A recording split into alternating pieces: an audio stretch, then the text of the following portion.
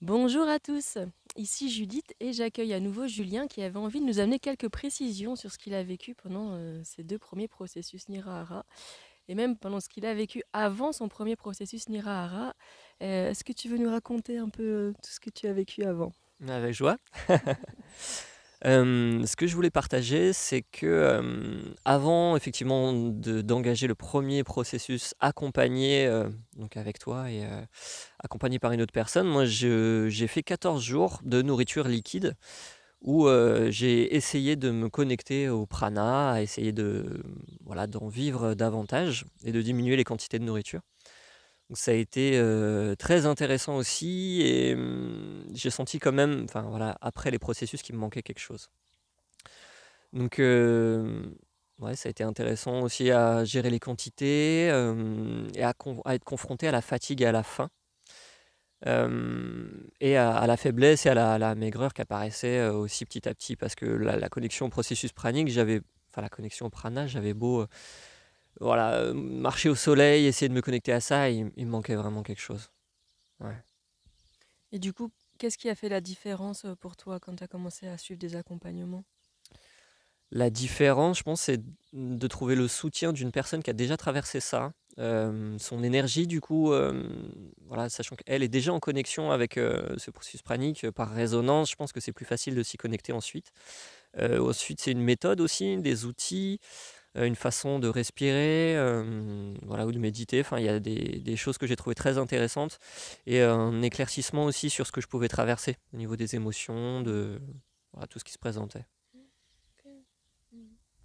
Ok, et est-ce que tu veux nous parler aussi de ce qui t'est arrivé par rapport à ta perte de poids?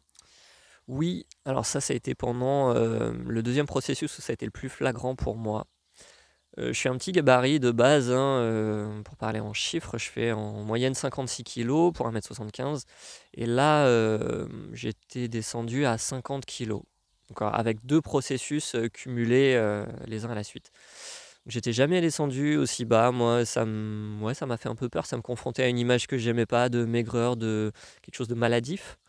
Et j'appréhendais aussi un peu le regard des autres, sans avoir eu forcément beaucoup de réflexion, mais moi je me sentais pas à l'aise face à ça. Donc j'ai trouvé que c'était quelque chose d'intéressant à vivre, d'aller à la rencontre de ce que moi ça me faisait. Ok, et comment est-ce que tu as dépassé ça? Comment ça s'est passé finalement? Eh bien, j'ai repris du poids. En sortant des processus, ouais, j'ai repris une alimentation, alors je mange toujours du liquide, mais pas uniquement et voilà, j'ai repris, les kilos qui me manquaient et je me sens mieux là-dedans. Après, j'ai entendu dire aussi qu'on pouvait reprendre du poids, pendant cet état pranique en mangeant uniquement liquide ou en ne mangeant pas du tout Mm. et ça, c'est quelque chose que j'aimerais expérimenter mais aujourd'hui, j'en ai pas fait l'expérience. Mm. Pour ma part, j'ai réussi à reprendre du poids en ayant un apport calorique très très très très faible. En étant à peu près à 600 à 900 calories par jour, alors qu'avant j'étais à 2003-2005. Pendant mon troisième processus où j'ai pas mal maigri, mais dans le deuxième aussi, j'ai pas mal maigri quand j'ai fait quasiment 5 jours à sec. Là, j'avais pas mal maigri et en ne remangeant voilà, pas plus de 900 calories par jour, j'ai repris du poids. Donc pour moi, ça a été aussi assez incroyable. Et dernière question, tu me racontais que tu as fait une dissociation entre la sensation de faim et la fatigue. Oui, c'est quelque chose que j'ai trouvé vraiment précieux d'amener et de vivre.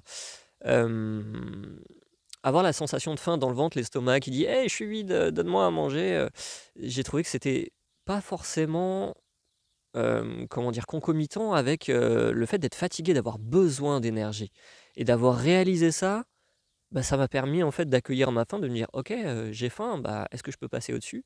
Et oui, j'ai pu, accueillir cette faim et qui disparaît au bout de quelques minutes, hem et voilà, de continuer en fait à me sentir en pleine énergie sans avoir besoin de manger. Ça allège aussi, je trouve, quelque chose de se dire qu'on a besoin de manger tout le temps, régulièrement quand le Mm. corps demande. Des fois, c'est pas nécessaire. Mm. Oui, tout à fait. Ça peut être vraiment juste. Maintenant, j'appelle ça la sensation de faim ou mon estomac qui me parle en fait, parce qu'il se sent vide et puis émotionnellement, voilà, il y a quelque chose qui aimerait être comblé. Mais finalement, oui, effectivement, je suis en pleine forme. J'ai pas de baisse de fatigue, j'ai pas d'hypoglycémie, j'ai pas de soucis. Effectivement, on n'a pas forcément besoin de manger alors qu'on a faim et qu'on a la sensation de faim. C'est ça. Est-ce qu'il y a d'autres choses que tu voulais rajouter pour conclure? C'est tout ce que j'avais en tête parmi les précisions qui me tenaient à cœur de partager. Ok. Merci beaucoup Julien. Merci. Merci à vous tous. Je vous dis à très bientôt.